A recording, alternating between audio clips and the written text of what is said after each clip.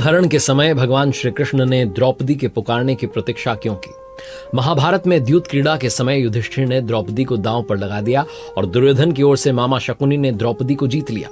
उस समय दुशासन द्रौपदी को बालों से पकड़कर घसीटते हुए सभा में ले आया।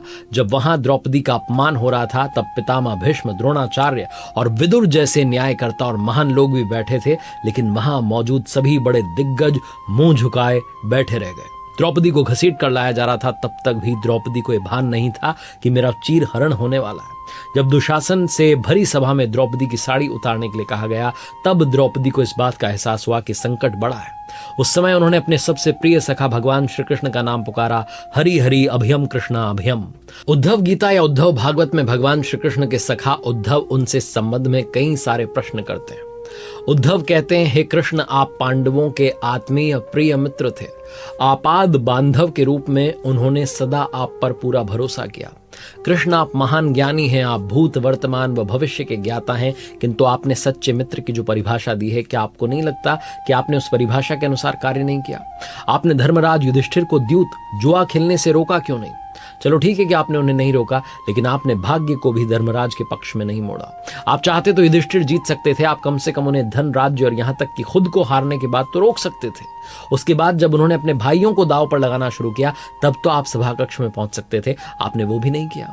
उसके बाद जब दुर्योधन ने पांडवों को सदैव अच्छी किस्मत वाला बताते हुए द्रौपदी को दांव पर लगाने के लिए प्रेरित किया और जीतने पर हारा हुआ सब कुछ वापस कर देने का लालच किया, कम से कम तब तो आप हस्तक्षेप कर ही सकते थे। अपनी दिव्य शक्ति के द्वारा आप पासे धर्मराज के अनुकूल कर सकते थे। इसके स्थान पर आपने तब हस्तक्षेप किया जब द्रौपदी लगभग अपना शील खो रही थी। तब आपने उसे वस्त्र देकर के द्रौपदी के शील को बचाने का दावा किया, लेकिन आप ये दावा कर भी कैसे सकते हैं? उसे एक आदमी घसीट कर सभा में लाता है और इतने सारे लोगों के सामने निर्वस्त्र करने के लिए छोड़ देता है। एक महिला का शील क्या बचा? आपने क्या बचाया? अगर आपने संकट के समय में अपनों की सहायता नहीं की तो आपको आपाद बांधव कैसे कहा जा सकता है? बताइए, आपने संकट के समय में सहायता नहीं की तो क्या फायदा? क्या यही धर्म है? इन प्रश्नों को पूछते पूछते उद्धव का गला रूंध गया, उनकी आंखों से आंसू बहने लगे। भगवान श्री कृष्ण मुस्कुराते हुए बोले, प्रिय उद्धव, ये सृष्टि का नियम है कि विवेकवान ही जीतता है। उस समय दुर्योधन के पास विवेक था, धर्मराज के पास नहीं। यही कारण रहा कि धर्मराज पराजित हुए।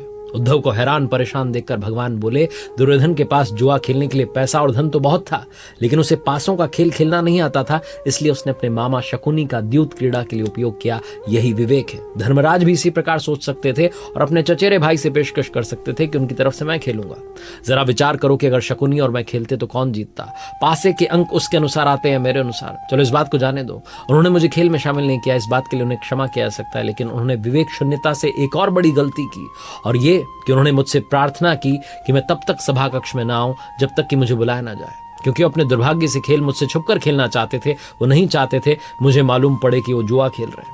इस प्रकार उन्होंने मुझे अपनी प्रार्थना से बांध दिया। मुझे सभा कक्ष में आने की अनुमति नहीं थी। इसके बाद भी मैं कक्ष के बाहर इंतजार कर रहा था कि कब कोई मुझे बुलाता है। भीम, अर्जुन, नकुल और सहदेव सब मुझे भूल गए, बस अपने भाग्य और दुर्योधन को कोसते रहे। अपने भाई के आदेश पर जब दुशासन द्रौपदी को बाल पकड़कर घसीटता हुआ सभा कक्ष में लाया, द्रौपदी अपने सामर्थ्य के अनुसार जूझती रही, तब भी उसने मुझे नहीं पुकारा।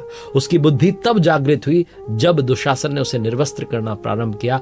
तब उसने स्वयं पर निर्भरता छोड़कर हरि हरि अभयम कृष्ण अभयम की गुहार लगाई। तब मुझे उसके शील की रक्षा का अवसर मिला। जैसे ही मुझे पुकारा गया, मैं अविलंब पहुंच गया। अब इस स्थिति में मेरी गलती कहां है, बताओ? उद्धव ने कहा, कान्हा, आपका स्पष्टीकरण प्रभावशाली अवश्य है, लेकिन मुझे पूर्ण संतुष्टि नहीं। एक और प्रश्न पूछ सकता हूं? भगवान श्री कृष्ण ने अनुमति दी तो उन्होंने पूछा कि इसका अर्थ तो यह हुआ कि आप तभी आओगे जब आपको बुलाया जाएगा। क्या संकट से घिरे अपने भक्त की मदद करने आप स्वतः नहीं आओगे? भगवान मुस्कुराए और बोले, उद्धव, इस सृष्टि में हरेक का जीवन उसके स्वयं के कर्म फल के आधार पर चलता है। न तो मैं इसे चलाता हूं, नहीं इसमें कोई हस्तक्षेप करता हूं। मैं साक्षी हूं। मैं सदैव तुम्हारे पास रहकर जो हो रहा है उसे देखता हूं। यही ईश्वर का धर्म है। उल्हाना देते उद्धव ने पूछा, वाह वाह, बहुत अच्छा कृष्ण, तो इसका अर्थ ये हुआ कि आप हमारे समीप खड़े रहकर हमारे सभी दुष्कर्मों का निरीक्षण करते रहेंगे, हमसे पाप करवाते रहेंगे, हम पाप पर पाप करते रहेंगे और आप हमें साक्षी बनकर देखते रहेंगे। आप क्या चाहते हैं कि हम भूल करते रहें, पाप की गठरी बांधते रहें, फल उसका भुगतते रहें? तब भगवान जी बोले, उद्धव, तुम शब्दों के गहरे अर्थ को समझो। जब तुम समझकर अनुभव कर लोगे कि मैं तुम्हारे समीप साक्षी के रूप में हर पल हूं, तो क्या तुम कुछ भी गलत या बुरा कर सकोगे? तुम निश्चित रूप से कुछ भी बुरा नहीं कर सकोगे। जब तुम ये भूल जाते हो और ये समझने लगते हो कि मुझसे छुपकर कुछ भी कर सकते हो, तभी तुम कठिनाइयों में फंसते हो। धर्मराज का ज्ञान ये था, उसने माना कि वो मेरी जानकारी के बिना जुआ खेल सकता है। अगर उसने समझ लिया होता कि मैं प्रत्येक के साथ हर समय साक्षी के रूप में उपस्थित हूं, तो क्या खेल का रूप कुछ और नहीं होता? उद्धव मंत्रमुग्ध हो गए और बोले, प्रभु कितना गहरा दर्शन है, कितना महान सत्य है। प्रार्थना और पूजा पाठ से ईश्वर को हमारी मदद के लिए बुलाना तो सिर्फ हमारी पर भावना है। किंतु जैसे ही हम ये विश्वास करना शुरू करते हैं कि ईश्वर के बिना पत्ता भी नहीं हिलता, तब हमें साक्षी के रूप में उनकी उपस्थिति महसूस होने लगती है। गड़बड़ तो तब होती है जब हम इसे भूलकर सांसारिकता में डूब जाते हैं। आज का एपिसोड आपको कैसा लगा अवश्य बताइएगा। अपना फीडबैक और विचार हमारे साथ शेयर कीजिएगा। भगवान की कृपा सभी पर बनी रहे।